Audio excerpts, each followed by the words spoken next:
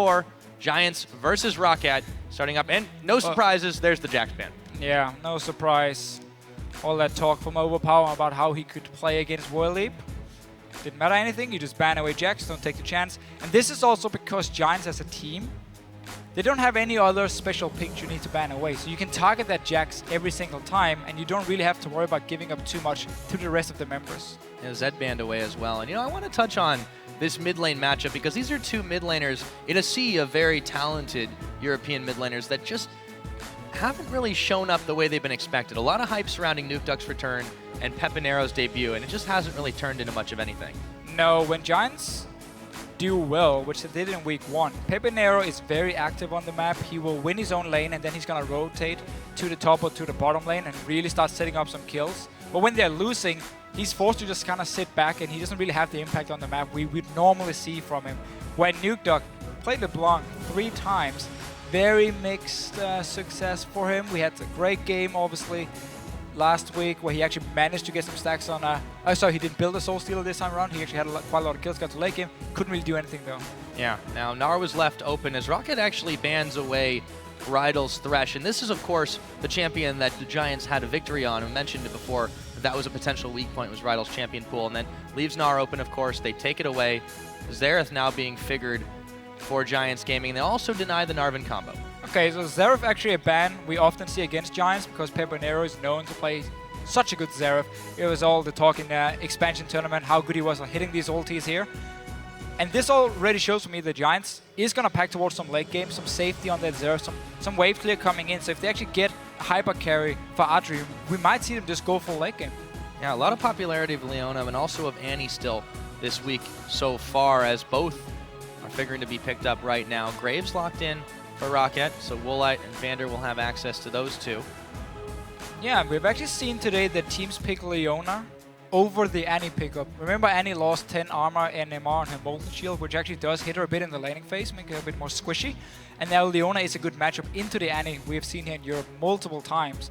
But ROCCAT still, they want their Flash Tibbers from Vander, of course, and otherwise fairly standard picks from ROCCAT. No real surprise. Graves, we see him all the time in Europe as well. Yeah, no real surprises as you mentioned, and of course the Corki, kind of a no-brainer on this one. Could have gone a more hyper carry choice, but that's just the popular one that's available. Well, and also the reason he's locking in Corki is because you now have a very, very strong siege combo already built up by Giants. By having the Xerath and Corki together, your 20-minute power spike with 24 Sorcerer's Boots, of course, 1 or 2 items on Xerath, is fantastic. And this is the problem about Graves, and a good way to try and counter it. His wave clear is fairly limited to him being very close to the minions if he actually wants to clear it. So he's going to get punished by Corki, by Xerath, if Giants actually group in the mid lane around this 20-minute mark. Yeah, ROCCAT taking a couple of interesting picks here. The Jungle Nidalee picked up for Jankos, so that one's going to get locked in pretty quickly, but they also took the Kassadin when LeBlanc was available for Nukeduck. Of course, when you're at an 0-3 record, maybe it's time to mix things up a little bit. And the thing is, Kassadin is actually a fairly good pick here because you just mentioned LeBlanc.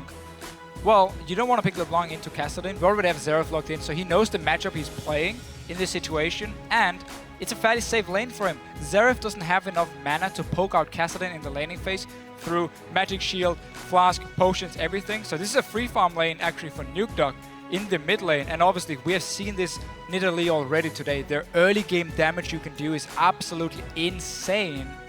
And that's what Jankos wants to try and use here. To get that first blood, he always goes for. Yeah, first blood king indeed. So that is kind of what they're going for, but we have seen the not so effective Nidalee play. Oh, right, we go Fizz again. And we got another Fizz. Okay, cool. Right. So I like this one. Same matchup before. Now, this prompts the question, does ROCCAT do the same trick Fnatic did and lane swap it up? I think lane swapping is fine onto a Fizz. I think actually it should be the right call for ROCCAT in this situation here. But we're going to see again, they're going to swap it around. We're not going to have Xerath top lane, don't worry. It's going to be the Trinity Force again, I believe. And it just works really well into Gnar because you got that % magic damage on your W now every single time you hit him. So you can actually duel him one-on-one fairly easily. And we also saw once you got into team fights, once you had 1 or 2 items completed, you can still dive the AD carry. You don't 100% zero him, but you just poke him down over and over and over as a bruiser instead of an AP burst mage. But this does mean that the Giants have kind of tripled up on the magic damage with the Corki's mixed damage as well. So we'll see how that one works out for them in this time. A little bit one-dimensional, but you know, you have to have some confidence in picking up an assassin top laner.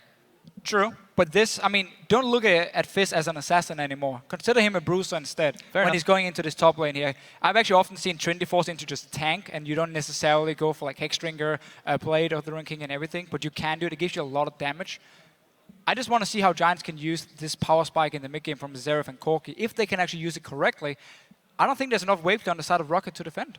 Yeah, we'll have to see how they're able to play this one out. But with the picks and bans on the books, let us know who you think came out ahead. Tweet us at LOL Esports using the hashtag ROC win or GIA win, and we'll add up your results in the game. Now, with these lineups all taken away, all locked up, the fans starting this one up a little quieter this time. Reverence for these two teams. ROCCAT and Giants on the board. It is game 4 of the LCS Spring Split Week 3. And two teams lost their games last week here, really want to bounce back. We expect more from ROCCAT, they expect more from themselves. I saw a vlog made by Yankos saying, yes, we had a tough schedule, but we didn't perform well enough. This week, however, we have Giants. We have to be able to beat them and start climbing up the standings.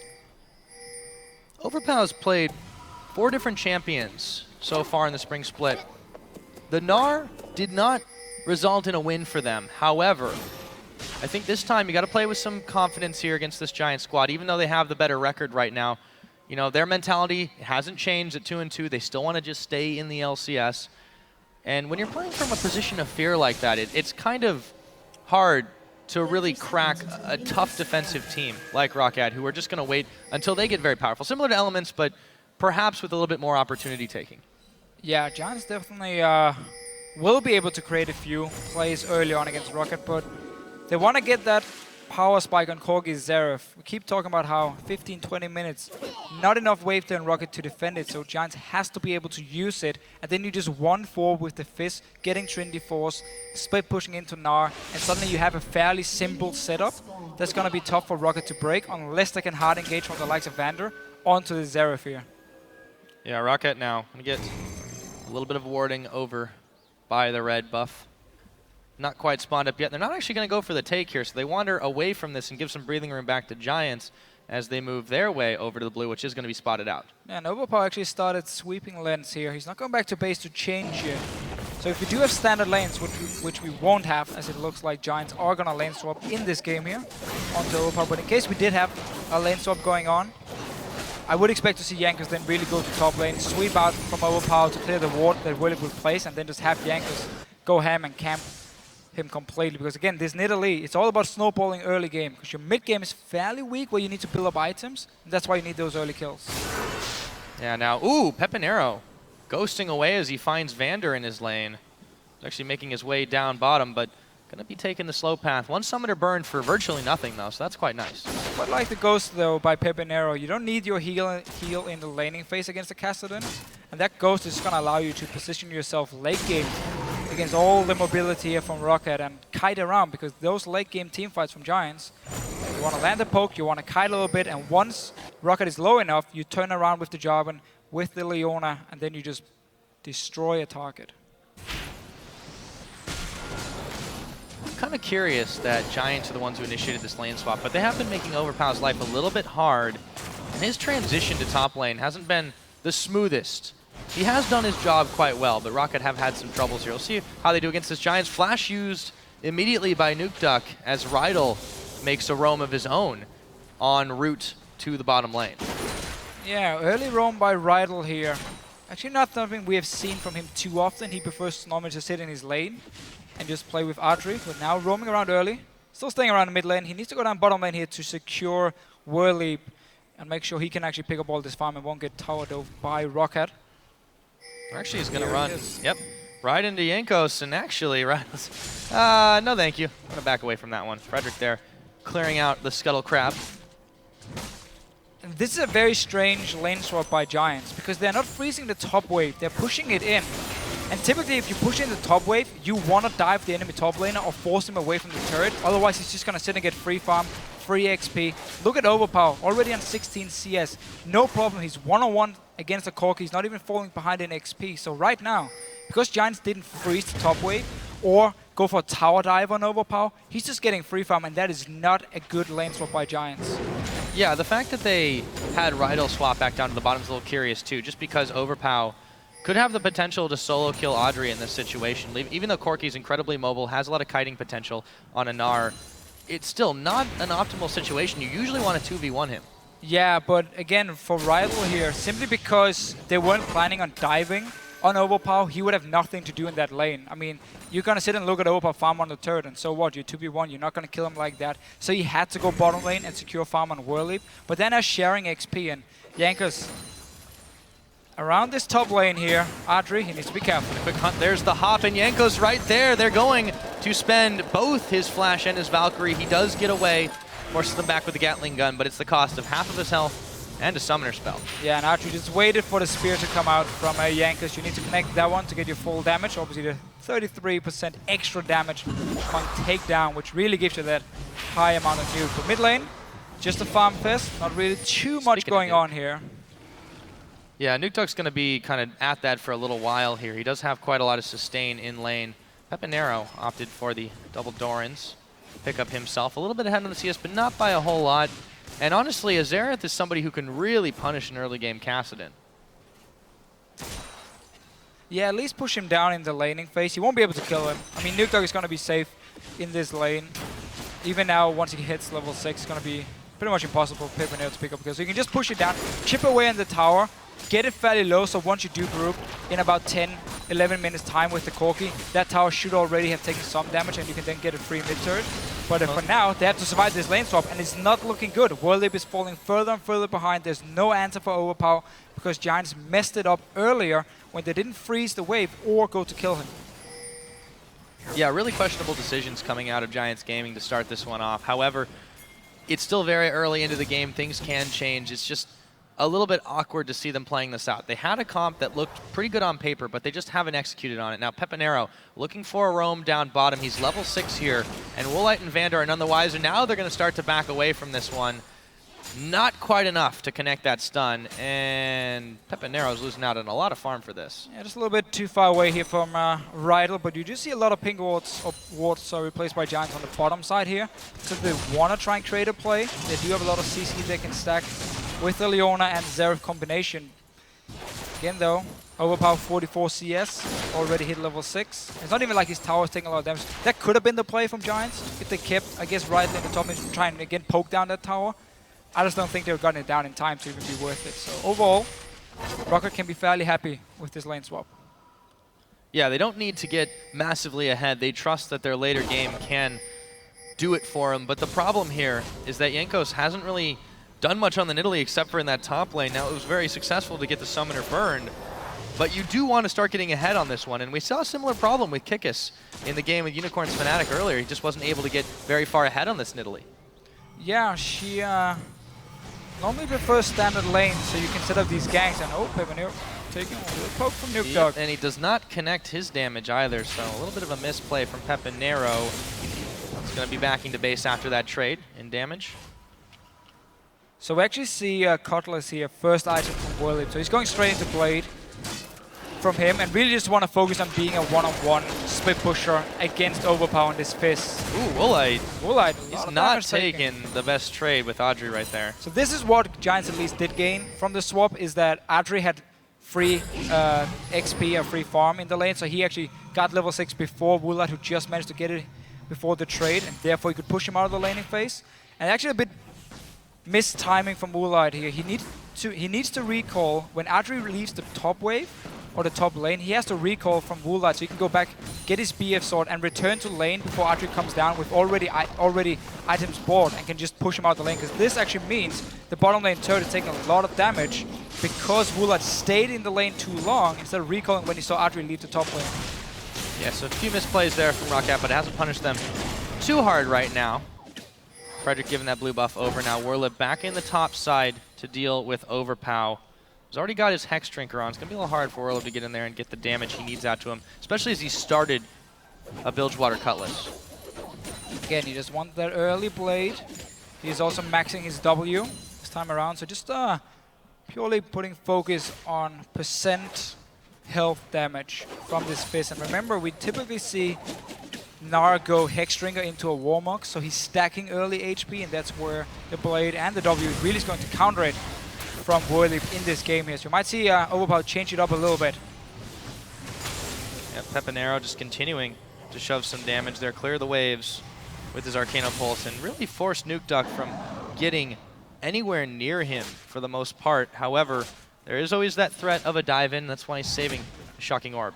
And Frederick in the top lane. Finally, we have the standard lanes, and he can actually go up and camp for his top laner. He's going to wait for Meganar to run out here. Werlib, a little bit, taking a bit of damage from the house. Just now. There we go. He's going to flag and drag. Smite as well, forcing the flash away from Overpower, so they do get the summoner out. And that is probably the cutest recall animation in the game. After being Meganar, which is actually pretty badass as well, where he eats the chopper and he smacks it down. Can't get to that chopper. Can't get to it. Bot lane though, from Giants. Still slightly ahead on Archery because he had that solo farm early on. Very close vote right now. The Giants fan base coming out in force. ROCCAT slightly edging them out, 51-49. This game does look pretty even across the board. I would still say ROCCAT on paper look like the favorites, but despite the misplays in the early game, Giants are giving them a run for the money. Yeah, coming into this season here, everyone talked about how ROCCAT had made some fantastic moves in the off-season. They were going to be a contender for sure for the top spots, while Giants, nobody really gave them a chance. It was like, okay, last team to qualify through the expansion tournament, lost 3-0 to H2K. And yet, though, they have actually shown some moves when they had the perfect comp for them. Werlib on Fizz could work something along the lines of a Jax, where you have that bruiser power here. And Pepinero, yeah, flash for a flash as well. Ignite is ticking his health bar down, and that's first blood as Nuke Duck stands right in front of him for it. Yeah, even starts recalling in front of him. But again, this is the matchup. You're not going to poke out the Kassadin, and he can keep trading with you back and forth. He has to flask, he has to sustain. Now, Werlib, what? Looked like it was going to be a successful dive, but they misplayed that one out. Overpower in a little bit of trouble. Maybe they can still turn it around, just out of tower range now. Frederick having to bail out his Jankos. Put the hurt on both him and Werlib, and that was a little bit weird. Yeah, Jankos going in for round 2. Can he connect the spear? Just about the range. Not quite. They just stopped the recall, though. Danger zone. And Vander is actually making his way up top. Slow trap here. Yeah, Riot is not moving from the mid lane. He's just sitting there farming.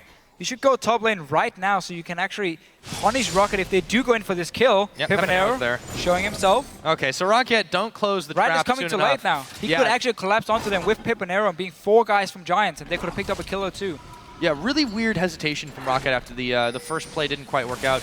Giants nearly turned it around, then they got it turned around on them, and at the end of the day, nobody's happy with what happened. No, Overpower missed his ulti here, just as the dive started, but he's still very far ahead in terms of farm, getting some more magic resist. There's all the AP damage of Giants in this game, and actually just keep putting pressure on Graves, get a few hits on that tower every single time, and suddenly you can take it down, go to mid lane, take that one down, and you get 2 towers, get some extra global gold, and you will actually get the lead from Giants. That should be the call for them.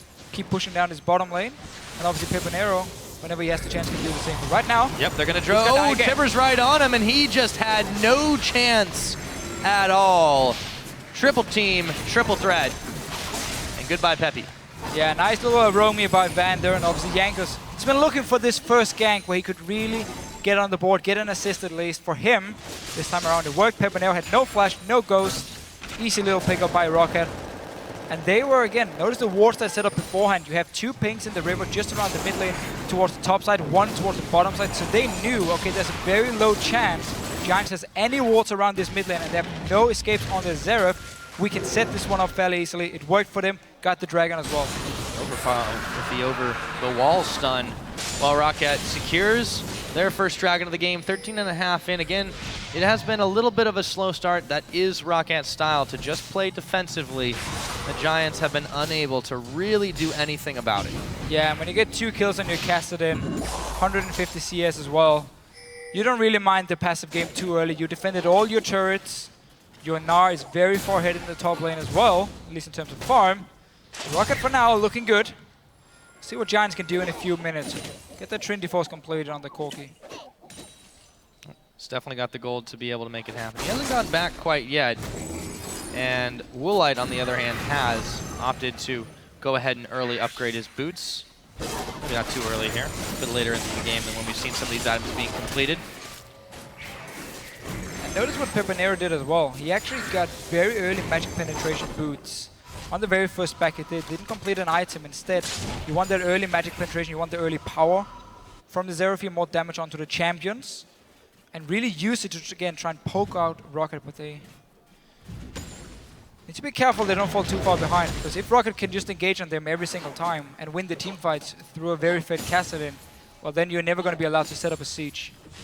Yeah, that's going to be some serious trouble for them. He completes the Rod of Ages about the time is typically expected to, so it's not that ROCCAT is snowballing out of control doing anything crazy. They've just managed to gank Peppy twice. They get themselves a turret here. It's small leads. The Dragon is helping out too, but the problem is Giants, they're just not a team that's able to really play that well from behind, especially when you're not rocking Werlib's Jax. They haven't won without this champion so far. Yeah. And when you're this far down in CS, as a Fizz, in the top lane, it's a little bit difficult.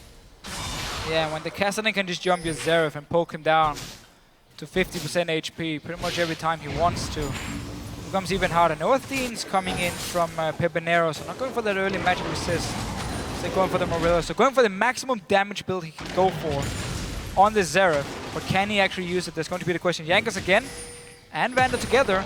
It's going to force a tower. So when you're winning these lanes and you basically can control the map just by winning your lanes early on, it's so easy for you to start roaming around and just force down these towers here because you know Giants are not strong enough to fight you back. And that's why Giants, or ROCCAT, sorry, are just sending Vander and Jankos together towards the lanes, push down a tower, get some global gold. Yeah, when you're a little bit ahead, you might as well try to brute force it out best you can. They are going to leave Werlib alone with his farm for now as they look to push in. The middle should have enough power to take this one out, but second tier turret being fired down as well with only Woolite there to defend. So Giants are doing a good job of trying to find something for their troubles. Problem is ROCCAT are just rotating a little bit faster.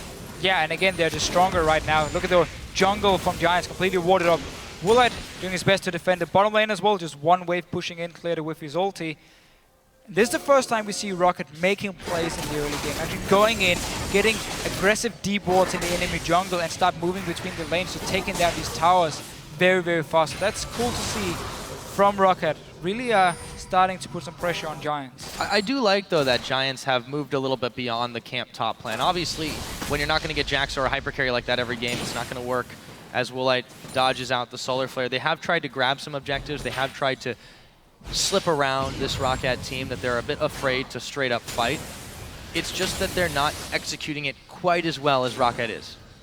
No, they've just been falling behind due to the lane swap, going in favor of ROCCAT, and obviously Nukeduck getting the early kills on Pepinero. And look at Jankos here, feeling pretty safe. So getting a Soul Stealer on the Nidalee once he completes his Magus enchant. Hey man, he's got one really, fist. Really looking to snowball now. We've seen a lot of Medjay Soul Stealers out of ROCCAT, it's but a ROCCAT usually thing. Nukeduck.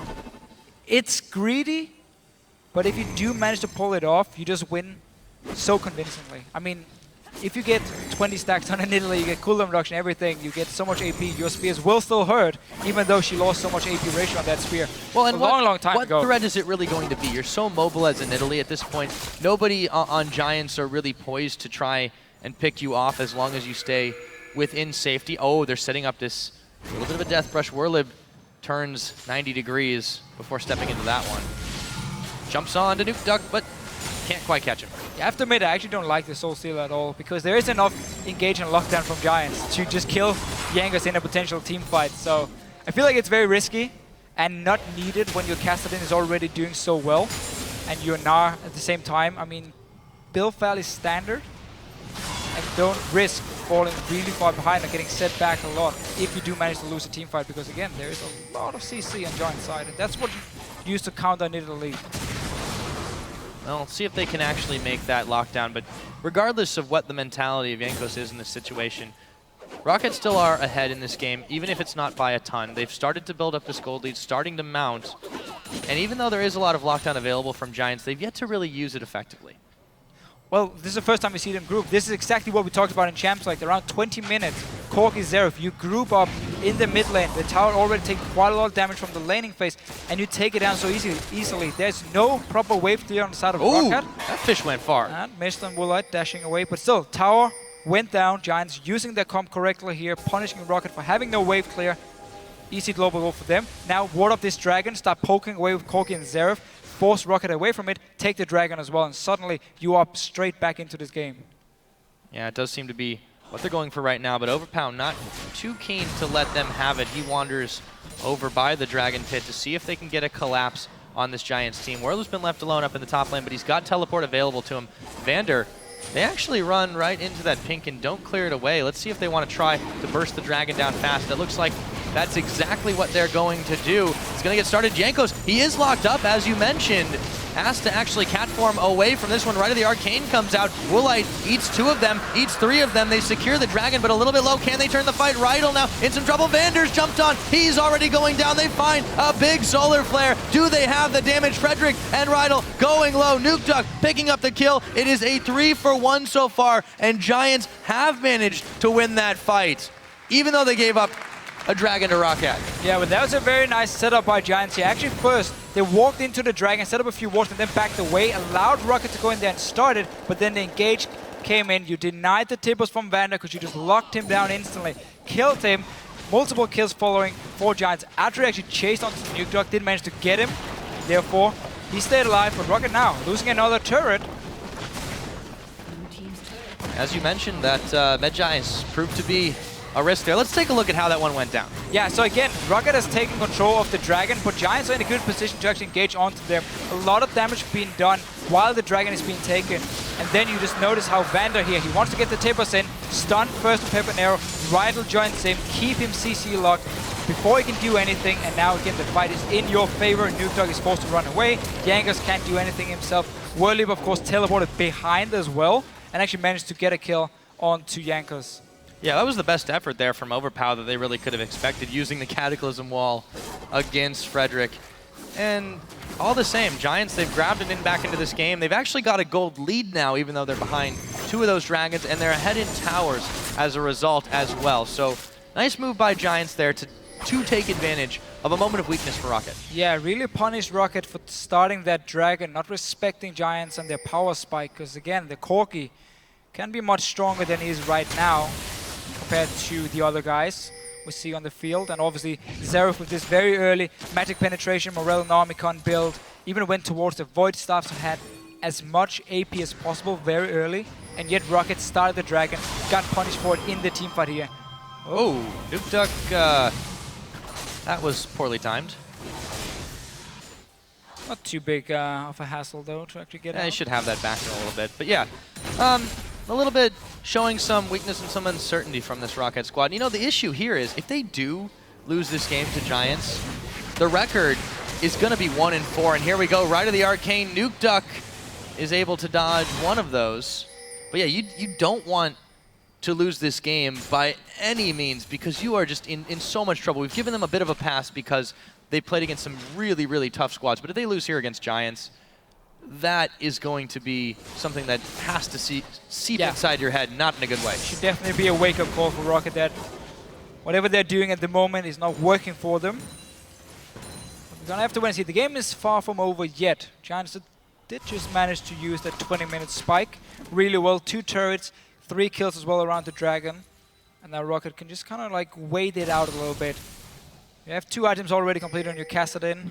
You're waiting for second item on Woolite, who hasn't really done too much on this Graves here. He's actually very far behind in terms of items, so he must be sitting on a lot of gold. 1,300 as we talk right now, and going in towards the Ghost Blade for him, which typically is an item you take if you are actually looking to snowball on the Graves, because it is weaker late game compared to like a Shiv or a Phantom Dancer. I want to see how he will use it in the fight here. We might even see ROCCAT try and look for more skirmish and not straight up team fights, and that's why he wants the Youmuu's Ghost Blade, so he has that 6 seconds of extra mobility, extra burst to win a one-on-one fight, a 2v2 fight, and that could be the option for ROCCAT. Yeah, it is a bit curious, the item choices in general for ROCCAT this game. Has been kind of their MO so far. Pepinero, though, half of his health is gone. He's ghosted on, but Nuke Duck's got the Rift Walk. Surprise! It's a Frederick, and Nuke Duck now is going to have to run his way out. Jankos actually deciding if he wanted to help him out. They're going to back off, so not aggression for just a moment, but that was a little bit wonky. Yeah, but again, Nuke Duck showing he can jump onto Pepinero whenever he wants to. meaning that Giants has to run together as a team, or at least in a 1-4 where you only have the fist split pushing, so you can defend your Xerath. It's going to be all about defending Xerath and Corki now in these fights here. Your peel, even though you have great engage from Leona and Jarvan, they're going to have to use it defensively. Lock down these targets who's trying to kill your carries, and then simply just kite them out sustain them in the fights, have more poke than they do, and win that way. Yeah, Dragon up in a little over a minute. Giants definitely want to deny the third from ROCCAT. If they can grab it themselves and perhaps deter or win a fight besides, it'll definitely start to put them up over ROCCAT here. But if ROCCAT answers back or they secure the third, this is definitely going to start tilting the game in their favor. And it's fun how every single jungle Nidalee we have seen today, has actually gone full AP. In solo queue, a lot of their AP Nidalee players, they go like Magus Enchant and then actually tank from there on and like more focused on straight up team fights, where this AP build now forces you to play extremely careful in the fights because you're so squishy and you have to just land that max range Q there, the spear onto them for the maximum damage and then jump in with a takedown and you can burst down a target, but if you get engaged on like we saw Giants do around the Dragon, then you won't have any impact in these fights as a jungle Nidalee. Yeah, it is a little bit troubling, and right now, Jankos definitely seems to be not able to do a whole lot with this. He did lose some Magi stacks with that death that he had earlier on. Let's see if he can change his fortunes just a bit, but you're right, full AP is very, very risky. That just seems to be how ROCCAT likes to play it in the items. They play defensively, gameplay, very, very aggressive with their item choices. Dragon's now spawned. And you also force either your top lane or support to build ROCCAT, because you won't be building it on Nidalee as you're going for this full AP, so you have to go all in on it to actually be effective. So no ROCCAT coming from Nidalee, you don't build a sidestone either. That's going to cost you in terms of division on the map. We see sidestone from Frederick on the side of Giants, and they have actually had more wards placed. Now though, they need to be careful they don't get caught in a bad position, because ROCCAT is pushing this mid lane. Yeah, they've just completely given up on the Dragon for a moment because they want to drag Giants around. Not able to push in yet because the wave has not quite arrived, but this looks like it could be another kite around the map. Here we go, ROCCAT now making moves towards this Dragon. Yeah, all ROCCAT did here was force Giants away from the position they had at the Dragon, get them into the mid lane where you can see them move down, and then you go straight for Dragon yourself. You can follow them the entire way through the walls you have placed, and then you secure the Dragon. You avoid all the poke, you avoid the potential engage as well. So nice little play by ROCCAT. Still staying around. Needs to be careful though, because Giants want to push this mid lane. Yeah, ROCCAT actually looking to maybe set something up here as Riot checks in. Overpow might have gone a little too far forward, and he'll eat quite a lot of poke in that situation. Giants were a little too slow to react to that Dragon, and maybe they're a little too slow to react to this fight. Audrey goes down. Riot sure to follow as Overpow. Mega Gnar hops right onto him. Wollite saved by the big Gnar from Overpow, dodging out the damage. Wollite just able to barely keep himself alive. They've lost Jankos, but they take everybody away but Pepinero on the side of Giants. It's just the perfect fight here from ROCCAT. They got the flank onto Giants. Atri as well was standing in the front line. He went down as the first guy from the Giants team here. Really poorly played team fight from them, but ROCCAT managed to completely capitalize on it. Let's see it again here. Notice how there's no pre-poke coming in from Giants. They're just starting to fight straight away, and that's not how you want to play it. Atri as well, caught in the front line. Nuke Dog burst him down. He's dead, he's out, he's gone. And suddenly, there's not enough damage left on the side of Giants. Everyone has to run away. ROCCAT can clean up the fight, and this was not needed by Giants. They had a good position in the mid lane. They had the wave pushing in the top lane. If you look at the minimap as well, they didn't have to take that fight. No, they really didn't. And the fact that they get away, look at how low Overpow and Wollite are in that situation. Just really, really magnificent use of their own jungle terrain and of collapsing when you're in that much of a lead. They had the mobility from that third Dragon also helping them out after the fact. True. Giants just were way too slow to react in this situation, and all that lead that they'd managed to build up, all those slight positional advantages, just evaporates. Yeah, just got a little bit too greedy from Giants and punished for it. I mean, 3 Dragons to 0 as well, so we have to worry about that one. Taking Time Bomb coming in. And for now, again, ROCCAT, the Kassadin pick from Nutok is really doing work. As long as he gets the flank on and someone like Atri actually overextends, then you see what happens. Burst him down pretty much instantly. Yeah. Now, unfortunately for Jankos, he's lost pretty much everything but 1 stack on that Magi, so not really paying some dividends for him, but it's okay. Maybe he just wanted some light reading. It works as soon as you're Kassadin, or as long as you're Kassadin is pretty much doing everything you need him to. Yeah, talk about the heavy lifting. Nuke Duck. Again, still don't like the Soul Stealer. Hey, you know, he's stepped up quite a lot this game because Nuke Yeah. Duck, we talked about it in the pregame about how he hadn't quite lived up to the reputation that he had from about a year ago when he had last been competing in the LCS, but he really has made some plays this time. Let's see if he can do it again. They're going to chunk down Rydal pretty quickly. Frederick a little bit slow to the party, and a whole lot of CC was stacked right in the middle of that, but all for naught for the Giants as they lose Rydal. And now it looks like in the middle, ROCCAT looking to push down some minion waves. And Giants, again, they just keep trying to force fights onto ROCCAT. Don't have basically your carry sit back and poke onto ROCCAT here. Then you will get the advantage. You're going to force them back to base. Suddenly you can move in, get D-boards, get a tower, maybe a Baron, who knows. Use the poke you have instead of keep forcing these straight up team fights, because it's too easy for ROCCAT then to actually get the right engage onto you, kill you, like they've done now for the last 5 minutes. And overall, this is a problem we've seen from Giants before. They only know one thing, and that is move forward, start fights. Not stay back, stay relaxed, don't fall too far behind, play your comp. They always look for the fights. We could say the same thing. We did say the same thing about the Unicorns of Love. However, they were able to step up, take a win against Fnatic earlier in the day. But yeah, this is still the same problem Giants have had. It's not, we've harped on the Jax a lot. It's just a classic example, not just a comfort champion for Warlib, but what they like to do. Without that camp top strategy, without that roll into the late game strategy, they just seem to not have a backup plan other than wander around and try to pick kills. I do think Fizz is a good pick and also replaces the Jax a little bit, as still as a split pusher who can do really well in all stages of the game. But they gotta use him then as a split pusher and not put him into these team fights over and over. Then he's not really been able to do anything. I mean, he's 1-1-1 on the Fizz here. We haven't actually seen him do anything in terms of split pushing. Overpower's just been walking down. He pushes up the waves and then he leaves. Whenever he knows there's a chance the Fizz comes down, he just backs away, walks in with his team, and waits for Giants then to engage onto them. Suddenly, ROCCAT wins the fight. It's pretty much textbook description of what's been happening there. Nicely done. Giants now trying to push in a little bit in the middle, but they're being dragged around. ROCCAT realizing they have this lead that they do. It's not massive or insurmountable by any point, but the Giants have struggled to really find an identity so far this split outside of pick Jax and camp it. So ROCCAT are able to take advantage of that indecisiveness. Yeah, they have in this game, or at least in the end here, after Giants actually had a good move around the 20-minute mark, which has been the highlight for them in this game here. We'll see Warlib back into this bottom lane. Your mid-game spike is over, so you don't really want to group up any longer because you don't feel safe enough against Vander, against, of course, Nuke Duck on the Kassadin. Every time he has to Talk about not feeling safe. Just jumping, like, again, this simply means Giants is not able to actually group up and play aggressive. They're going to have to wait for ROCCAT to make a mistake now and trying to capitalize on it in order for them to really get back and win fights. But the problem is, Dragon coming now, 12 seconds, 3 of them already been picked up by ROCCAT.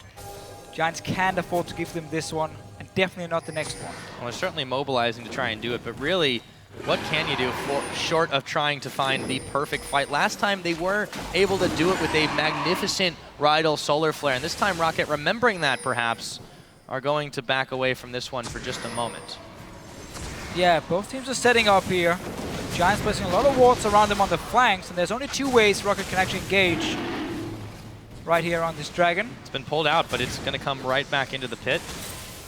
And again, you see Giants on the bottom side of the map. Instantly ROCCAT start pushing the mid lane because they want to force Giants to choose, do we want the Dragon or do we want to lose a mid turret? And that's why they're pushing it up again. Have that option open for them because they have the better positioning around this Dragon here. And right now, Giants has actually started it. ROCCAT is still sitting nearby. Notice Nuke Duck, he's just on the top of your screen here. You can jump the wall to blue buff and straight onto Pepanera. See if they're able to take this one away. Could be a smite fight. It looks like they're going to give it over for just a moment. Picked up by Nuke Duck. However, it looks like Vander was taken pretty low in that one. Jankos finally will get some more Magi stacks back. Big Gnar comes out, but it knocks them away. Audrey extremely low. In comes Jankos looking for more. Warlib now caught all alone, and he just can't find the pick onto Vander. ROCCAT blinking health bars, but they make it out. They get the Dragon, and they get 3 Giants. Yeah, and there's just no defense from Giants. Once ROCCAT start jumping the backline, there's no peel coming in. We saw the Jarvan already from Frederick actually engaging onto ROCCAT from his side, and suddenly your carries they are left alone in the back. Just gonna see the replay once again. Dragon being started by Giants here. And ROCCAT, in this situation, they just all want to burst down Dragon and smite it at the same time to secure it, and then you take the fight. Notice how Rydal and Frederick in the front line, no protection now for Adri, no protection for Pepinero in the back line. They end up dying for it, and ROCCAT just cleaning up. In those choke points, they just do so amazingly well because it just wasn't stacked up. The CC, the damage, Giants didn't have it. Also, Frederick missed the smite. He wasn't able to save that one at all as Nuke Duck took it away. And now the Baron being started. Frederick tries to check in, but there is no way he's able to get in there and check out. Baron taking a little while, however. Red Buff is actually helping out ROCCAT right now as they're trying to make a decision between trying to go in on this one. Still a tense moment now. Frederick could come in for the smite steal. Baron with the spikes. ROCCAT a little bit low. Frederick comes in. It's secured by Jankos, however, and Frederick taken down. Rydal might be next. He does not look tanky at all. Nuke Duck gets shut down finally by Pepinero. However, it's a consolation prize and a triple kill for Woolite. Can they get even more? It looks like it. Here comes Werle, but Jankos says, oh no, you don't. Baron, 4 kills, and they only lost the Nuke Duck. Only lost the Nuke Duck. Let's see it again here. Baron fight. A lot of damage actually from the Baron itself onto ROCCAT, but now, as soon as the smite misses from Frederick, he goes down. Nuke Duck is the only guy caught behind enemy lines, while the rest of ROCCAT here can just finish up a few kills. Get a top tower, as we see on our little pip down here in the bottom as well. So much damage on those spears, and that's the AP Nidalee, but also the AD Graves, and yeah, just complete mopping up after the fact. As much as Werle tries to make the play, they've just not got enough left in the tank, and now ROCCAT have 4 members with Baron buff. They can shove wherever they want. They had many ways pushing against them, but now it's definitely in their favor. They've got a solid lead, they've got 4 dragons, and they've taken so many of these objectives on the way. Yeah, they're really looking good right now, and have been for the last 10-12 minutes. Once they started to get the right team fights, and Giants just kept basically running with the head first into ROCCAT, and now Overpower, Oop. even as a Banshee, so wouldn't He's get able to too hop much. away too. Yeah, he didn't even actually get that one popped, so. Do see Righteous Glory actually from Overpower here, so he wants to add some speed up for him, and obviously Vander, so he can come in with the tippers. Not 100% relying on the flash. Kind of weird, no distortion though from Vander. He really wanted that locket, because again, Nidalee doesn't build locket, so you have to get on either top lane or support. Yep. Ooh, nice dash out of the fish. You can see how the gold's really trended. That little point where Giants had a bit of a lead themselves, it just completely evaporated away. And in the last couple of moments, even, ROCCAT have just started to, I don't even think snowball is really the appropriate word, because it's really, it kind of looks like an avalanche, although it's going up. Yeah, I mean, it was one team fight. You see, just between the 25 and 30 minute mark, where we had that team fight in the jungle, Giants completely split up.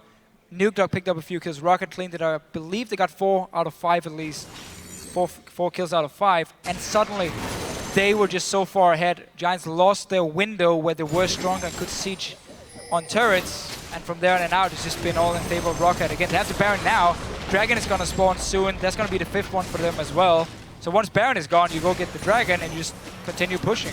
Yeah, and this just seems so difficult for Giants even defending it. I mean, what can they do against this team right now? Can they even grab something back in? Rydal's certainly going to try, but the rest of the team isn't with them. Where did he go? Woolite with another kill.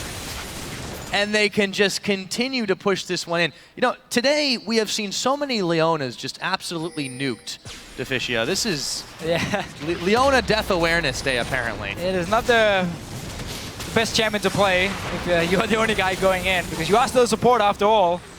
People will just blow you up. So much for tank stats, and there goes the inhibitor as well. ROCCAT gonna grab that one. Dragon about a minute away.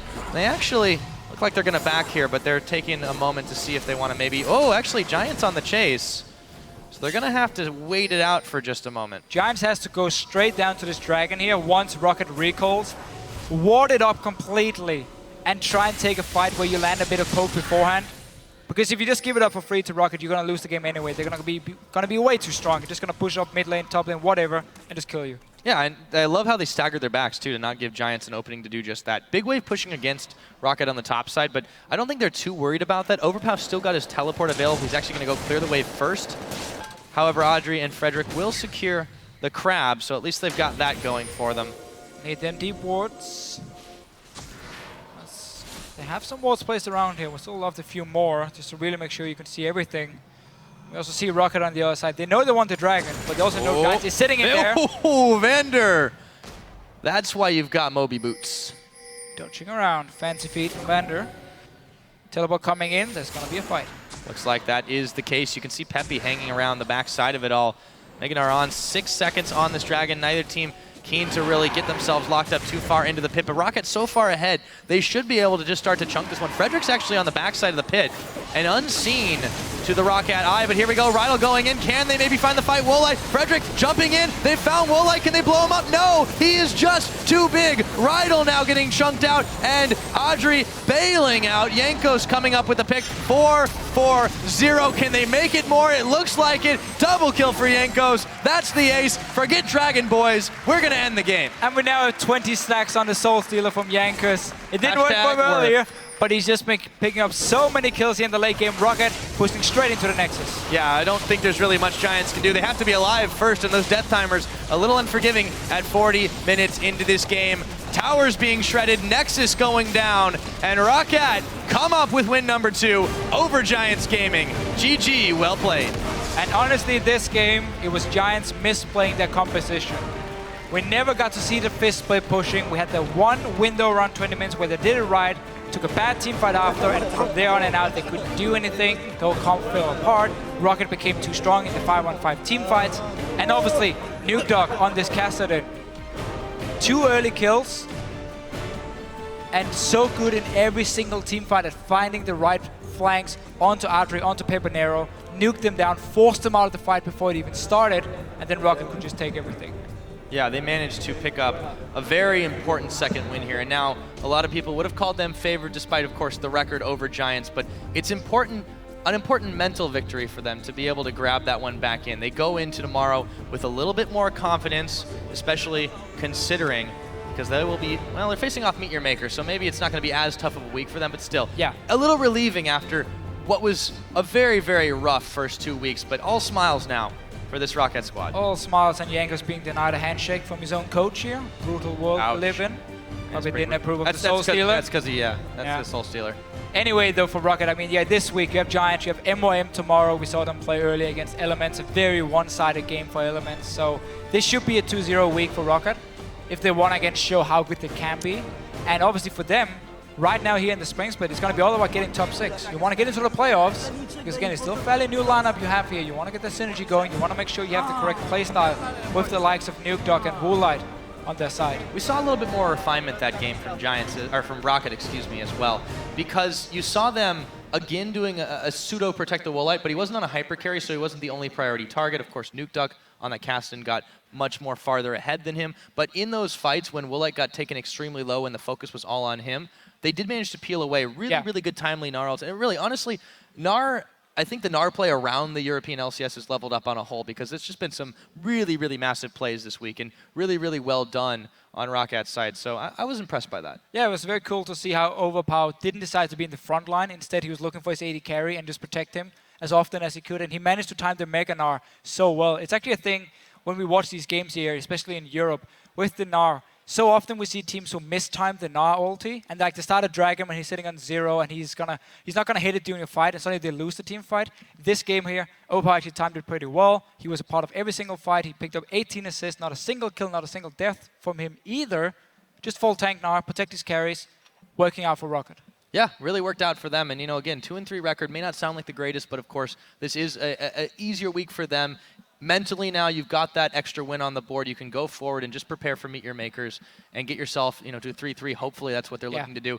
And even though they've still played very defensively and, of course, still hit a bit of a snag there at that point when they lost the fight at the Dragon Pit, they looked much better as a team overall. Yeah, I have to say, early game was better from ROCCAT than we have seen before, and they won the lane swap easily because we saw the Giants fast pushing top lane and then just leaving Corki to a lot of that I want to put on Giants maybe misplaying it, but still. So Giants misplaying the lane swap, and obviously ROCCAT is saying, fair enough, we take this, we get a fully farmed up Gnar, that's perfect for us. And then they actually used Jankos and Vander to go between the lanes and take down these early towers.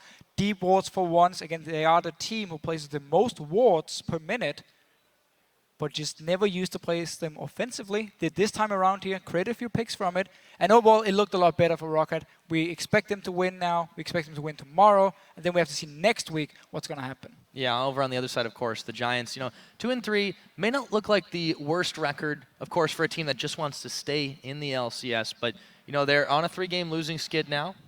It's not going to get any easier from here on out now that a lot of teams have sort of figured out some of that one-dimensionality, but we'll see if maybe they can go forward and come up with some different stuff. I do like the experimentation a little bit. They played the game a little bit differently. They had some, moments of brilliance. True. Perhaps if they can just take that, refine it a lot more, they can start to be contenders because they still have a more or less decent record to start off, and a lot of teams haven't taken them too lightly as a result. I mean, look at this game here. Had the lane swap actually worked out for them, had they misplayed the lane swap, and then had they actually stuck to what they did at 20 minutes, where they grouped up and started poking and not straight up team fighting against ROCCAT or taking a bad team fight at least, they could actually have won the game because they were in a pretty good position. They were ahead in gold. They just won their team fight at Dragon as well. It was looking good for them. And then you suddenly see the misplays coming in, and from there on and out, they didn't know how to come back from it. And that's where it went wrong from Giants. So honestly, looking at this game, yes, we had some major mistakes, but they can fix it, go back and rewatch again the lane swap, and obviously know how you want to play with your Corki Zeref, and you actually can win games. Yeah, we'll see if they're going to be able to do that going forward. Now, let's go ahead and check in at the desk where Shox is sitting down with two members of ROCCAT after that victory.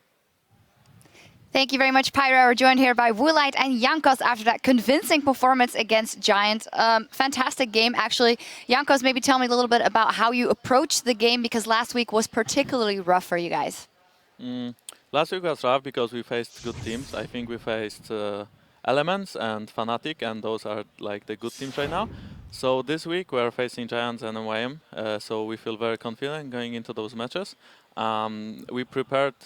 We didn't prepare that much against Giants, to be fair, but we still knew that they can beat us, obviously.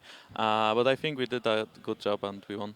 Woolite, same question goes for you, because there was a lot of pressure on your shoulders last week on those late game carries. Tristana was not available this week, so maybe that's why you guys were forced on something else. Did it have anything to do with it, actually, or was it a conscious choice? I want to be on a more playmaker. It's not about that I have to play hyper carries all the time. If Graves is open, for example, I think it's a much better champion because it can contribute in the early mid game more than the hyper carries. So I'm not limited to only playing hyper carries. Yeah, you definitely looked more comfortable. We saw the jungle Nidalee again. Amazing. What was your verdict on this one? Be careful sitting right here, Janko. Okay. I don't know. Is it actually a strat by Ducky that you guys have to build majors in every champion? Nidalee, LeBlanc, I see it every game. Okay, so in scrims it worked, better I guess, because usually we fight a lot more in scrims, and Magi is very worth it. And this game was kind of sloppy by us. I feel like the first two team fights that we had were very bad, and we were out of position, kinda. So Magi didn't really work out, but at the end I still had 20 stacks. So. Yeah. GG for that one. Let's actually pull a replay up on the screen from a dragon fight you guys played perfectly. Let's get that up on the screen. And Woolite, I'd like you to comment on it because you were doing some fancy dashes. That is great. Let's roll the clip and walk us through what happened, Woolite. So they were starting the dragon, and we kind of wanted to fight them. And then they engaged. We were forced to go on Java because he was closest. He just kind of suicided. And then when they were close here, inner to the wall, just Gnar flashed, and we just follow up with all the spells. I ult, Corki cannot survive, and we have so many gap closes, then the perfect stun on the fist, so he just insta-dies. So yeah, that was really good by us. Fantastic by you guys. By the way, I saw you building Humus as a second item. Was that actually a conscious choice because of the enemy team composition, or was it just to actually snowball out of your lead? Actually, I always build Humus because I think it has better build path. You can buy Longsword if you don't have money for BF in lane, and then transfer it into early Brutalizer. So the build path is better, and I think it's better on Grace because the armor penetration really helps into doing damage with the QR. Right. I'm very convinced by that explanation, not so much by the Magi's, but it worked out for you guys in the end. One more thing maybe about jungle Nidalee. You were mentioning that if you get behind a little bit, it's very hard for her for Nidalee to be a team fighting presence. Do you think that's the greatest weakness about her, if there's any? Yeah, I feel like whenever I see a jungle Nidalee not being ahead at all, I just see a champion that basically can only heal, bit of poke, and basically engage on the front line. It's not like she can actively dive on the back line because there's no way she can one-shot them. Therefore, the return damage will be too huge, and she's basically useless. So, in my opinion, yes, Nidalee has great mid-game weakness, but if you play her well, and today we saw how good Nidalee's can be, she can be a threatening force even in the mid game. Jankos, any comments on that? No, not really. All right, amazing, said it all. Finally, Jankos, it was you actually that said in one of the features at the beginning of the season, you know, we got to get top 3. This is no longer our first go around the LCS. What do you think you guys have to improve to get that, because you haven't had the perfect start? Well, I think we are still kind of weak in the early game. We are not really doing much. And then in the mid game, our vision control and map control as well is not the best, you know. So I think we should kind of try to improve our early game and map presence. We should also try to fight a little bit more, because we are confident in fights. And then I think we should be able to beat the top teams. Yeah, like I saw you kind of trying to do something with the any roams, and like you roaming around the map, trying to kill mid, trying to kill top, trying to get the turrets. But I actually want to ask about the tank Annie, because quite frankly, he actually built Relic Shield and translated that into Face of the Mountain. Was it a conscious choice because you played Nidalee and basically linked the front line? I mean, it was basically because he was trying to engage a lot, and the other thing is that it's good against Leona in the lane, because you are not that squishy, so they can't really push you down that quickly. Right. It worked out, a lot of interesting item builds, and well, it definitely did you guys well. Congratulations, ROCCAT, on that victory. In just a few minutes, Gambit Gaming will look to start their climb in the standings against the Copenhagen Wolves. But before we go, we'll hear Cabochard reflect on his strongest champion picks we've seen this split. Well, Cassiopeia is a very, very solid champion overall. Like, in 1v1, she's one of the best. She got really good sustain because of her E. She got good poke with Q that's got pretty big range, and all-in potential with the E that resets with poison is really big. The ultimate is really big force in teamfight as well, so if you flash and ult, it's pretty easy to predict. But if you ult and flash, yeah, then the enemy can get surprised and people won't have time to react, so you can catch a lot of people with that. Oh, that's a great stun by Cabochard! I still think she will be really good because she still got the same ultimate, the same all-in potential, so just a little nerf on the lane, I guess.